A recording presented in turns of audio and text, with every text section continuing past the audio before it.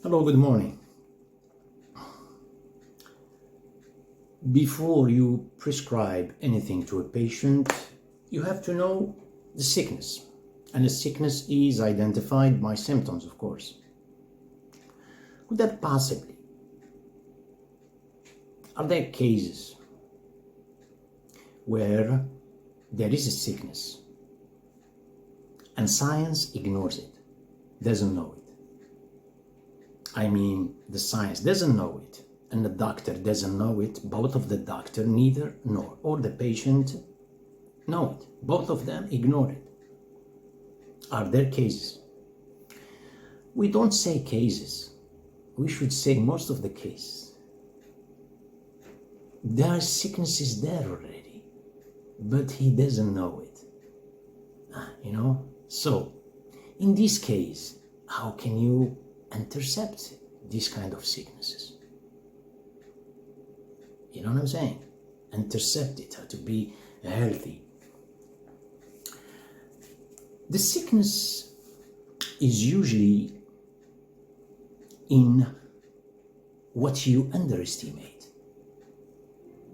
You say, me, I'm taking vitamins, a lot of vitamins, to nourish the body. Within the vitamin itself, there is something beneath, pathogenic. These are viruses, these are sicknesses. I give a general term, I'm not here giving a lesson of anatomy. Yes, do you understand what that means? How can you diagnose something is developed inside, you ignore it? If someone, a listener, will tell you, hey, if you go with this kind of concept or this kind of principle, where is the doctor? Where is the science? Where is, the patient? If someone among the listeners is say, the Prophet himself one day said it to one doctor. He told him, do not give prescription to someone until only if you know the sickness. If anything happened to the patient, a diya, I don't know it in English. The word, you'll be responsible. He can sue you. There's no kind of suing or filing a lawsuit against it. There wasn't such a thing, but you'll be responsible. So do not approach, do not do. You say, I don't know. So I don't know. The one who say, I don't know, big chances God will open the doors to the no. If these men, I'm talking about the Prophet Muhammad sallallahu alaihi wasallam, he said in one hadith, he said, أُوتِيتُ عِلْمَ الْأَوَّلِينَ وَالْآخِرِينَ. I was given, he said it in a passive voice, all the knowledge of preceding me, that is preceding me, those who preceded me, وَالْآخِرِينَ, and those who come after me. If these kind of, all these encyclopedia of sciences are in the DNA of the Prophet Muhammad sallallahu alaihi wasallam, then we say, that's it. If these men, with all this knowledge, God told him, tell them. In one verse in the Quran, say, tell them, Muhammad, قُلْ لَا أَدْرِي مَا يُفْعَلُ بِي وَلَا بِكُمْ إِنْ أَتَّبِعُ إِلَّا مَا يُوحَى إِلَيْهِ. Tell them that I have no idea what will happen to me or to you. I only follow what will be revealed to me. It says, a divine revelation, al-wahy. Here we understand that the science is there, but the science is not a stagnant state. It is not constant, something that's it. No, it becomes always leave the door to the state of flux. You understand? When you stay and you wait, the brain unconsciously, all humanity, the brain is only looking for stations to sit and to have a picnic, when in fact, the brain is not the true brain. The true brain of the pre-existence that answered God's instructions when he was in Adam's back. This brain doesn't have stagnation. It flows with the light of God all the time, cannot be stagnant. So unconsciously, but why he becomes, I'm saying the brain, it becomes vulnerable to this kind of stagnation, looking for a picnic because of all the data. It's a cultural barriers, regional barriers, parental, custom, traditions, all of these are characterizing the brain. It's always looking. Then he found the science. Well, science, you call it science when it is in a nothingness and you are seeking it. It is in a mystery. Here you call it science. You are a seeker. You seek this science. Once science is withdrawn, brought forth from nothingness into its existence, and it is referenced with an etiquette, with a name, is no longer science. It's a property. And we are executant. Knowledge here is no longer, because knowledge is a state of flux, property, potential property of each individual. God told him this to the Prophet sallallahu alaihi wasallam. What did he say about sickness that cannot possibly be diagnosed? The Prophet said, "Dawu mardakum bis-sadaqat." He said in the beginning of the hadith, he said, "Hassinu amwalakum bis-zakat." Even though it's not our topic.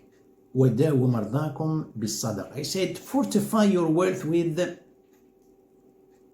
zakat. Fortify. He said, حَصِّنُوا, حَصِّن. What is the حَصِّن? حَصِّنُوا. Secured. So you give him money, it becomes secured. What is secured? I just took money from my portfolio. Well, the security here is in your state of mind.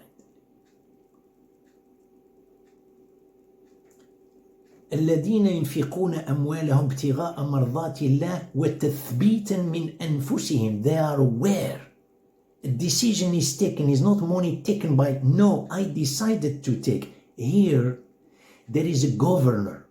There is a state of security. He's not a person, he becomes insecure with a panic attack, he doesn't know. He's driven when he doesn't give that zakat.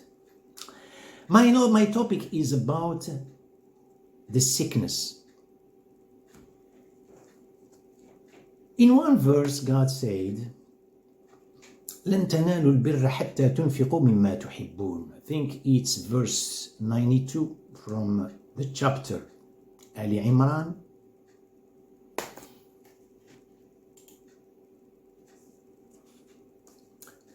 You will not attain virtuous conduct until you give of what you cherish or what you love. This verse is vague. What do we mean by vague? It's not easy to, No, it's not about that. It's not vague. You have a lot inside that you can take. You can explore. You can explode in this hadith. It doesn't go just with a specific aspect of life. لن تنالوا البر حتى تنفقوا. He said the condition is you love something and then you give it. So what does it mean to love something? You love something, to give an example, I have here this, I buy it because I love it. I love it, and then there is, it becomes handy, and then an acquisition, and then it gets inside the heart, and then I don't want to lose it. Understand? It's inside. Consider a tree like this. You plant it, it gets inside, and then there is a fence, electrical fence. I don't want anybody to approach it, it's inside. When the Creator told you, you're not going to attain something good You know, he said, generous and تنالوا البر حتى تنفقوا مما تحبون. This is what you have holding, cherishing inside you. Take it. Portion, we don't say all of it. حتى تنفقوا مما تحبون. Within this love is an egoistic love. You understand? Certain things you can give them, certain things you cannot. You know, I have this house. I love it. What am I going to give a house? Well, you give the value. You give the money. You know, understand? We love the money. المال in Arabic. المال is the leaning. لأن القلب يميل إلى المال. That's why that's the reason why. You know, المال. So what you love, you give it. The mystery here. He said, cure your sick people with the sadaqah, with the charity. The sick person or the kid, he is controlled by someone else's willpower. You get my point? A kid, an example of a kid is not necessarily because he is sick. You buy something to the kid. He loves it. You wait for him to love it. You wait for him to love it. And then gently, my son, could you give this? No. You encourage. You are giving it. It's taking away sicknesses, pathogenic sicknesses. All the sicknesses are psychosomatic. You see, the doctors, they understand. They say, but psychosomatic only when there is stress. They don't understand this deeply. When astaghfirullah, there are some people, they are more knowledgeable, deeply knowledgeable about these things, but there is no place where you can, spread this type of knowledge. So it is taken with it. The patient, he's aware of this. He's in a family, of course. دَوْ مَرْضَاكُمْ, in a family, and you take this money because the family loves it, because the family hold it back. Egoistic is taken from it. This difference between two cases, Cain and Abel, the two sacrifices. A sacrifice in Arabic, you say التضحية, ضحى. But in the meanwhile, it is mentioned in the Quran, it is qurban, is to approach. To approach who? Well, here it's a big question. See, it was mentioned to the Prophet about Cain and Abel, Muhammad, tell them the truth about Cain and Abel. So first of all, why he said the truth? Because a lot of lies, fabricated stories in the people within the people of the book, in the previous testaments. Tell them the truth. إِذْ قَرَّبَا قُرْبَانًا. All of a sudden they decided to give a sacrifice. قَرَّبَا قُرْبَانًا. قَرَّبَا, they hand over.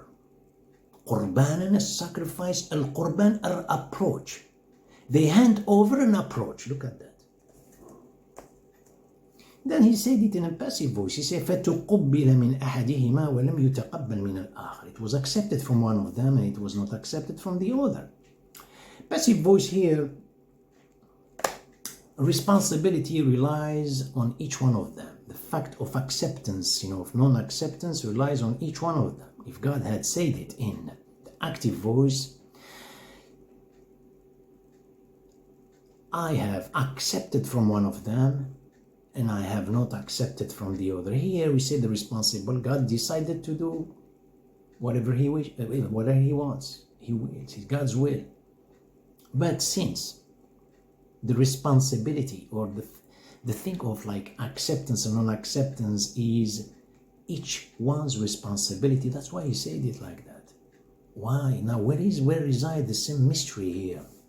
See, the approach, we're not off topic. This person, the only audience that dominated his conscience. At the time of the sacrifice, you say he hand over an approach. قرب قربانا, an approach. Nothing was dominating his conscience except the Creator. This is Abel, the one who was killed. Actually, he wasn't killed. He gained eternity. The other one, he hand over what? The sacrifice for the sake of me. This one is for the sake of God. The sake of me, it wasn't distance. There's no approach. It created tightness. It created, this is getting back to our topic about the sickness. It stays with the pathogenic sickness. All this kind of obscurantism that this person was glorifying the self, all his acts in his life is to defy. There is a competitor, an enemy inside my subconscious that I have to beat him. I have to knock him down in order for me, or to devaluate him in order for me to feel happy. Happiness. You call this happiness? All of a sudden, look at that. فتقبل من أحدهما ولم يتقبل من الآخر قال لا أقتلنك. Directly, I'm going to kill you. So this is the analysis. An approach to the Creator, it gives expansions in heart. It kind of extirpate all kind of these sicknesses, pathogenic sicknesses from the spirit and from the body. The other one, no. He's living with his anxiety. He killed him. What did he feel good? He lived all his life with anxiety, with sickness, with melancholy. You can kill the whole community. Go ahead.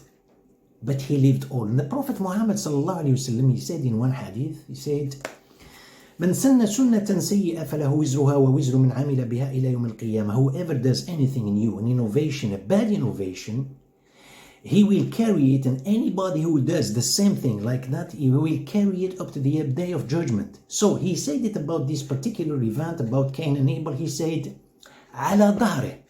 It is on his back. Anybody who kills, all the killings are on his back. He will be a shareholder in the stock market of jeopardy. Getting back to our topic about the sickness. A kid doesn't know. He is under another willpower. The sick person, the same thing. You, as a master, what you are doing here, you buy something, you bring something to him, give him a chance to love it. He said, God's made a condition. لن تنالوا البر حتى تنفقوا مما تحبون. He said, attain virtuous conduct. You feel something you don't know. It's not because science has to name it. Because, you understand, there are sicknesses existing. It's not because doctor today, for no reason, they said the belong, said diagnostic. You have to check, said up magnesium, such. Well, we don't go to the extremes. The thing is, someone is following reason. Someone is, no, fideism. Didn't say fidelity, you know the word. Thank you very much for your time, and I see you soon.